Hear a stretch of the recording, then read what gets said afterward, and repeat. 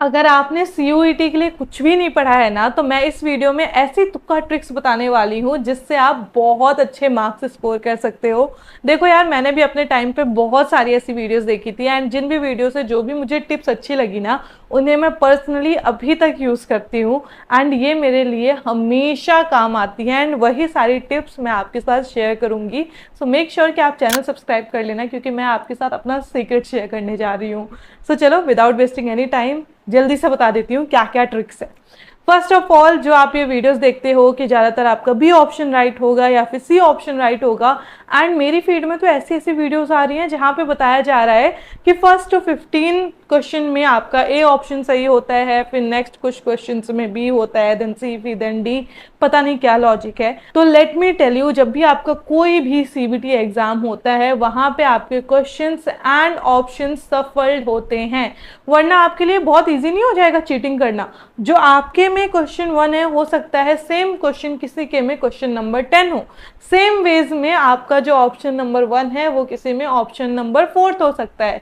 तो ये सारी चीज़ें काम नहीं करती हैं भाई। तो ये सारी चीज़ें भूल जाओ। ये बहुत पहले हुआ करता था, जो हुआ करता था, एंड वो लक है कि आपके में C ज़्यादा आ रहा है, B ज़्यादा आ रहा है। अब तो A भी ज़्यादा आता है, D भी ज़्यादा आता है। तो हम इस बेसिस पे तो बिल्कुल नहीं चल सकते हैं, बहुत ज़्यादा इररेलेवेंट है, ठीक है। बट एक चीज़ ज़रूर मैं आपको कहूँगी कि एग्जामिनर कभी भी नहीं चाहता है कि आपको एकदम डायरेक्ट आंसर मिल जाए। एग्जामिनर चाहता है कि बच्चा परेशान हो एंड बच्चे को ऑप्शन ढूंढने में मेहनत करनी पड़े। तो इसलिए आपका ए ऑप्शंस काफ़ी कम सही होता है, बट ऐसा बिल्कुल भी नहीं है कि कभी सही नहीं होता, ठीक है। तो अगर आपके में ऑप्शन ए सही है एंड आप बहुत ज़्यादा श्योर हो कि हाँ ये तो पक्का सही है, तो सही होगा, ठीक है। ऐसा भी कोई अजम्पशंस नहीं बना लेने हैं, क्योंकि ऐसा ही ऑलरेडी सेट कि अब तो हर एक ऑप्शन सही होने लगे हैं। सेकेंड थिंग कि आपको एलिमिनेट करना आना चाहिए। अगर आप एक राइट ऑप्शन नहीं ढूंढ पा रहे हो, तो रॉन्ग आंसर ढूंढो। कैसे ढूंढोगे? फॉर एग्जाम्पल, अगर आप इंग्लिश का पेपर दे रहे हो एंड आपको बोला जा रहा है कि इस पर्टिकुलर वर्ड की मीनिंग क्या है, एंड वहां पे आपको 4 ऑप्शन दिए गए हैं, तो आपको हो सकता है उस पर्टिकुलर वर्ड की मीनिंग ना पता हो, बट जो नीचे दिए गए ऑप्शंस है उनमें से अगर आपको 2 या 3 वर्ड के भी मीनिंग पता है, तो आप डायरेक्ट ऑप्शंस एलिमिनेट कर दोगे कि भाई हाँ, इसकी मीनिंग तो ये भी नहीं है, ये भी नहीं हो सकती, ये भी नहीं हो सकती, क्योंकि इसकी तो डिफरेंट मीनिंग है। तो अगर आप 2 या 3 ऑप्शन एलिमिनेट कर देते हो, तो सिर्फ और सिर्फ आपके राइट आंसर हो सकते हैं 2 या 1, एंड बहुत ज़्यादा बार ना 3-3 ऑप्शन भी एलिमिनेट हो सकते हैं। एंड रिसेंटली मेरे एक पेपर में 3 ऑप्शंस डायरेक्ट एलिमिनेट हुए हैं, एकदम डायरेक्ट, ठीक है। एंड मुझे डायरेक्टली एक आंसर मिल गया था कि हाँ ये तो मेरा राइट आंसर है, मैं वो टिक करके आ गई थी, एंड वो सही भी था। तो एलिमिनेशन मेथड हमेशा काम आता है। नेक्स्ट थिंग, अगर आपको 2 ऑप्शंस काफ़ी ज़्यादा सिमिलर लग रहे हैं ना, तो बहुत ज़्यादा प्रोबेबिलिटी है कि वही 2 ऑप्शंस में से आपका राइट आंसर छिपा है, एंड आप बहुत ज़्यादा कंफ्यूज हो गए उन 2 ऑप्शंस में। तो जो भी आपको इंट्यूशन वाइज सही लग रहा हो ना, उसी को टिक करके आ जाना। नेक्स्ट थिंग, अगर आपको 2 बहुत ज़्यादा एक्सट्रीम ऑप्शंस दिख रहे हैं, तो उनके राइट होने की प्रोबेबिलिटी बहुत ज़्यादा कम होती है। तो ऐसे ऑप्शंस को ना पहले ही एलिमिनेट कर दिया करो, क्योंकि ऐसा नहीं होता है, ठीक है। एंड अगर आप मैथ्स जैसा पेपर देने जा रहे हो या फिर कोई भी ऐसा पेपर देने जा रहे हो जहाँ पे आपको न्यूमेरिकल वैल्यूज़ मिलने वाली हैं, तो वहाँ पे अगर आपको 0 दिख रहा है ना, तो 0 के बहुत ज़्यादा चांसेस होते हैं कि वो राइट हो। एंड एक ना बहुत अच्छी टिप है जहाँ से आप बहुत ज़्यादा मार्क्स स्कोर कर सकते हो, उसे लास्ट में बताऊंगी, ठीक है। बट उससे पहले मैं आपको ये बता दूँ कि जो लोग कहते हैं कि ऑल ऑफ द अबव होने के बहुत ज़्यादा चांसेस होते हैं and none of the above होने के बहुत कम चांसेस होते हैं, तो मैंने ऑल ऑफ द अबव कभी भी अभी तक नोटिस नहीं करा, but none of the above बहुत सारे क्वेश्चंस में नहीं होता है राइट ऑप्शन। तो अगर आपको कहीं भी नन ऑफ द अबव दिख रहा है ना, उसे सिंपली कट कर दो, ठीक है। बहुत कम चांसेस हैं कि वो सही हो। ऑल ऑफ द अबव का मैं नहीं कहूंगी कि 95% सही होता है, बिकॉज पर्सनली मैंने कभी एक्सपीरियंस नहीं करी है ये चीज़।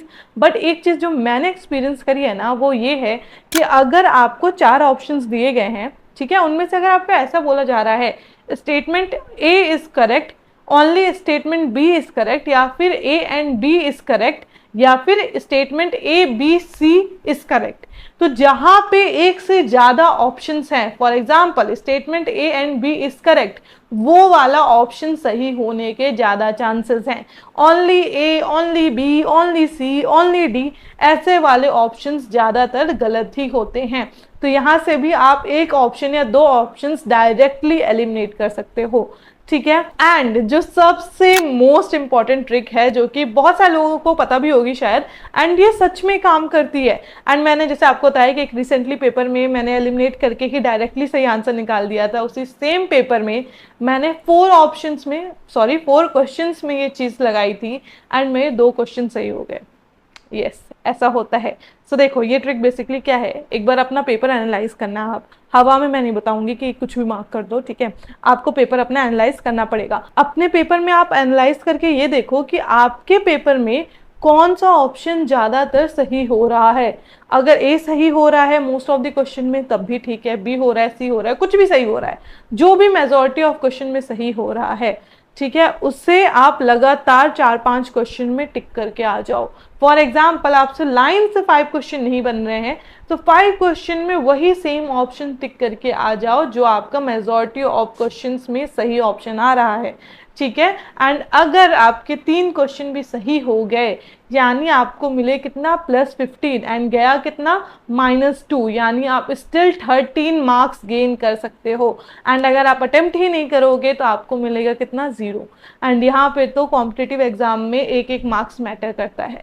एंड वन मोर थिंग, अगर आपको ऐसा लग रहा है कि आप फाइंड नहीं कर पा रहे हो कि कौन सा ऑप्शन ज़्यादा करेक्ट आ रहा है, ए आ रहा है, बी आ रहा है, सी आ रहा है, आपको नहीं समझ में आ रहा है, उस केस में आप क्या करो, 2-3 क्वेश्चंस बैक जाओ एंड देखो कि कौन सा ऑप्शन आपका करेक्ट हो रहा है, ठीक है। जो भी ऑप्शन करेक्ट हो रहा है ना, नेक्स्ट 4 to 5 क्वेश्चन में सेम ऑप्शन टिक कर दो। अगर आपकी किस्मत बहुत बुरी हुई ना तभी आपके 0 आंसर सही होंगे, वरना 1 या 2 क्वेश्चन तो सही ही सही होने वाले हैं।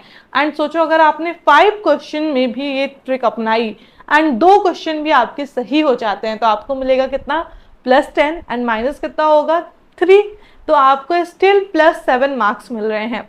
एंड मैं आपको एक चीज़ बता दूं, ये चीज़ पूरे पेपर में करके मत आ जाना, पता चले आपको कुछ भी ना मिले, ठीक है।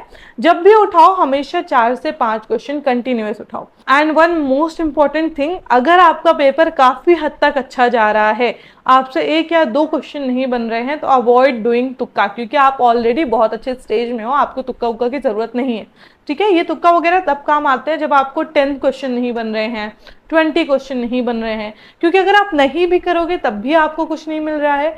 एंड अगर आप कर दोगे, तुक्का मार दोगे, तो कम से कम आपके पास कुछ ऑप्शन तो है कि आपको कुछ तो मिल जाए। Something is always better than nothing, तो इसलिए कर लेना। बाकी एज आई ऑलरेडी सेड कि बहुत अच्छा कर रहे हो तब ये चीज़ मत अपनाना। And yes one last thing जो मैं आपको बताना भूल गई, सॉरी, जब भी आपका इंट्यूशन आपको बोल रहा है कि ये ऑप्शन सही हो सकता है, उस पर ट्वाइस या थ्राइस थिंक मत करो, उसे टिक कर दो। क्योंकि बहुत बार ऐसा होता है कि हम एक ऑप्शन मार्क करते हैं, उसके बाद आप सोचने लग जाते हो कि ये सही भी है या नहीं है, मेरे ख्याल से गलत होगा, ये होगा, वो होगा, एंड हम सही किया हुआ ऑप्शन भी गलत करके आ जाते हैं एंड हमारी लग जाती है माइनस मार्किंग। तो अवॉइड डूइंग दिस थिंग। अगर आपके पास टाइम है अभी तो आप मॉक्स में ये सारी जो मैंने ट्रिक्स बताई हैं इन्हें अपना सकते हो, ठीक है। बेसिकली ये ट्रिक्स भी ना ऐसे हवाबाजी वाली ट्रिक नहीं है, आपको मेहनत तो करनी पड़ रही है, दिमाग से ही खेलना पड़ रहा है, ठीक है। ऐसा कुछ नहीं बोल रही हूँ कि ए मार्क कर देना, बी मार्क कर देना, सी मार्क कर देना और लास्ट क्वेश्चन में डी मार्क कर देना, ऐसा कुछ नहीं बता रही हूँ, ठीक है। सब कुछ लॉजिकली है, ठीक है। So yes, that's it for this video. I hope आपको वीडियो अच्छा लगा होगा, एंड लगा है तो वंस अगेन सब्सक्राइब जरूर कर लेना। मिलते हैं नेक्स्ट वीडियो में। Till then keep learning, keep growing and your walk in with Harpy is always there for you. Bye bye.